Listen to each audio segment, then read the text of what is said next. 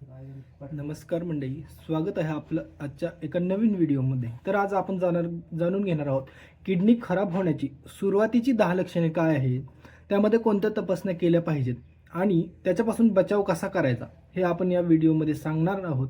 तत्पूर्वी जर तुम्ही चॅनलवरती पहिल्यांदा आला असाल तर चॅनलला लाईक करा, व्हिडिओला लाईक करा, चॅनलला सबस्क्राईब करा आणि व्हिडिओ आवडला तर नक्कीच शेअर करा तुमच्या जवळच्या मित्रांना. तुम्हाला सतत थकवा येतो का? पायांना सूज येते का? रात्री वारंवार लघवीला जावं लागते का?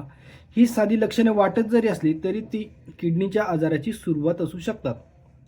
आज आपण जाणून घेऊया मूत्रपिंड म्हणजेच किडनी खराब होण्याची 10 सुरुवातीची लक्षणे, त्यामागील कारणे आणि कोणत्या तपासण्या कराव्यात आणि किडनीचे आरोग्य कसे जपावे, ही सगळी माहिती मी तुम्हाला या एकाच व्हिडिओमध्ये सांगणार आहे. जर व्हिडिओला आवडला तर व्हिडिओला नक्की लाईक करा.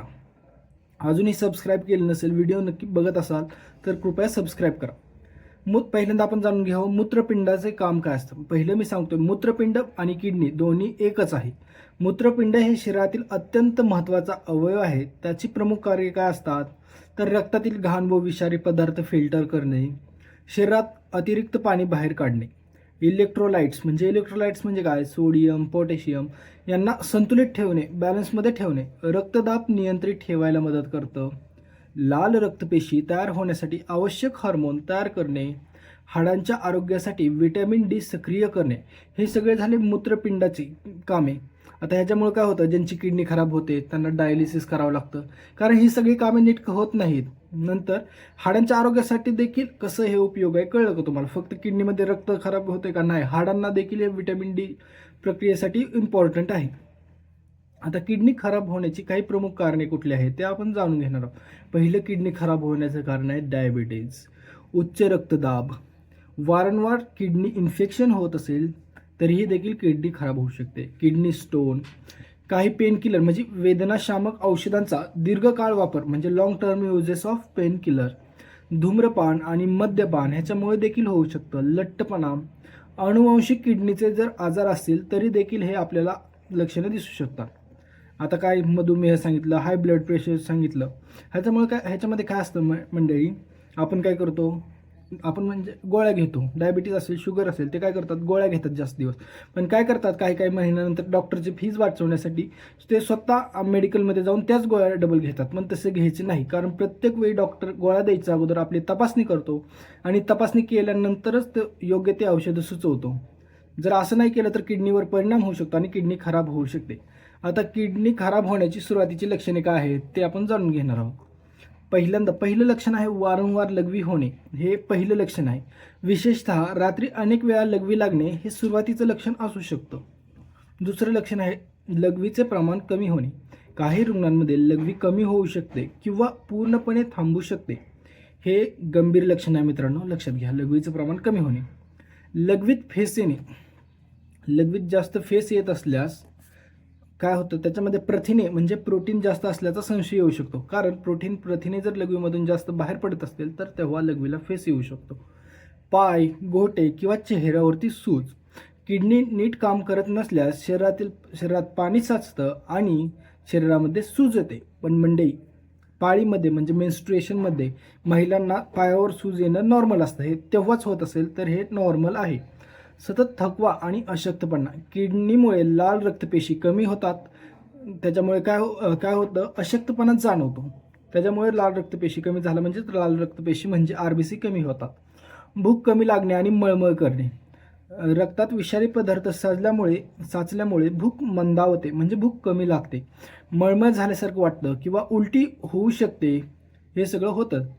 नंतर 7वं काय आहे लक्षणं, त्वचेवर खाज येणे म्हणजे असं खाजवतंय त्वचेवर.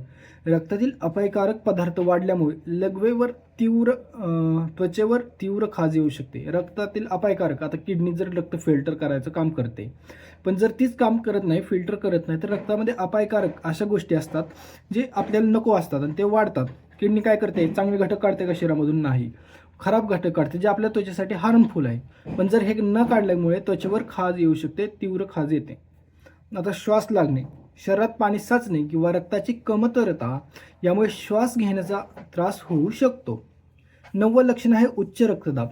किडनीचा आजार आणि उच्च रक्तदाब यांचा एकमेकांशी जवळचा संबंध आहे. कारण उच्च रक्तदाब म्हणजे काय असतं, हाय ब्लड प्रेशर, रक्त फास्ट शरीरामध्ये पंप केलं जातं, पण किडनीचं काम तर तेवढ्याच स्पीडनं होत असतं ना, त्याच्यामुळे किडनीवरती प्रेशर येऊन किडनी खराब होऊ शकते. त्याच्यामुळे उच्च रक्तदाब असेल तुमचा तर तो नॉर्मल करा लवकरात लवकर. याच्यामुळे हार्ट अटॅक, हृदयविकाराची देखील शक्यता वाढत आहेत उच्च रक्तदाब असेल तर.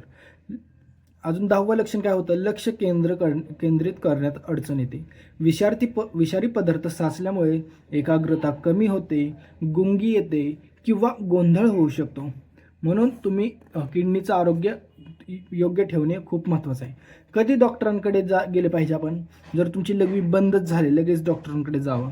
लघवीत रक्त दिसायला लागलं तरी सुद्धा लगेच डॉक्टरांकडे जावं. अचानक सूज येते, तीव्र श्वास लागतोय, रक्तदाब खूप वाढलाय, तीव्र कंबरदुखी आणि ताप येतोय तर लगेच त्वरित तुम्ही डॉक्टरांकडे गेलं पाहिजे.